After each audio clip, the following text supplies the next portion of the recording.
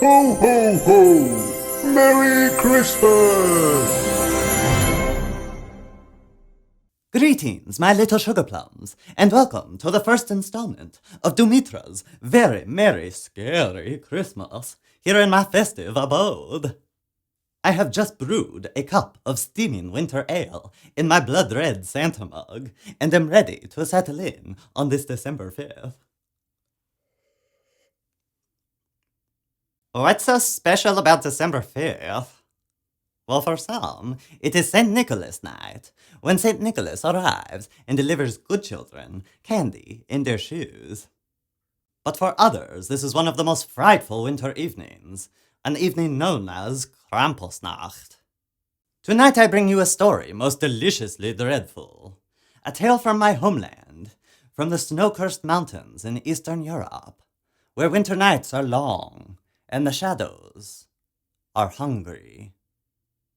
The story I bring you is about an ancient creature, twisted and terrible, a creature we call Krampus. Yes, dear viewers, while the children here await the jolly St. Nicholas to bring them toys and treats, the children of my homeland know better. They fear what creeps in the dark, Krampus waiting to punish the wicked. And on Krampusnacht, he hunts. It was many, many years ago, on a night much like this. Snow had fallen heavy on the little mountain village of Grimschloss, where my distant granduncle Johann managed a productive wooden toy company. The villagers had gathered in their homes, locking doors and windows, and exchanging small greeting cards with the phrase, Gruß vom Krampus, which means greetings from Krampus. But there was one boy, a little troublemaker named Oskar, who scoffed at the tales of Krampus. Old folk tales, he'd say, meant to scare children into behaving. He laughed in the face of fear, and mischief danced in his heart. Oh, but my darling Oskar was about to learn that some things are more than mere stories. As the clock struck midnight, Oskar crept to the heart of the village square, where he defied tradition by mocking the old rituals, dancing about, and shouting into the empty night. He sneered at the old tales, daring Krampus to come and claim him. And come he did. Through the mist and snow, Oskar heard the sound of chains clinking, and heavy hooves crunching through the frost-bitten ground. His laughter stilled, as the scent of burning coal filled the air. From the shadows a figure emerged, a towering creature, clad in fur, with twisted horns and eyes that gleamed red as embers. It was Krampus. He wore chains as cold and heavy as the sins he would punish, and he carried a bundle of birch sticks perfect for naughty children like Oskar. Oskar tried to flee, but there was no escape. Krampus is swift when he chooses to be, silent as a wolf, fierce as a winter storm.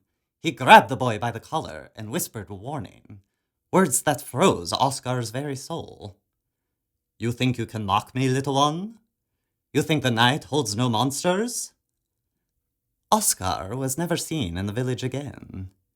They say Krampus dragged him far into the mountains, to a place of endless darkness where the lost go to pay their debts. Some say he escaped and still wanders the frozen woods, searching for a way back home. Oskar Grauhaar, they call him, for the head of gray hair he earned from his encounter with Krampus. So remember, my dear ones, be kind, be good, and listen well when your elders speak of Krampus.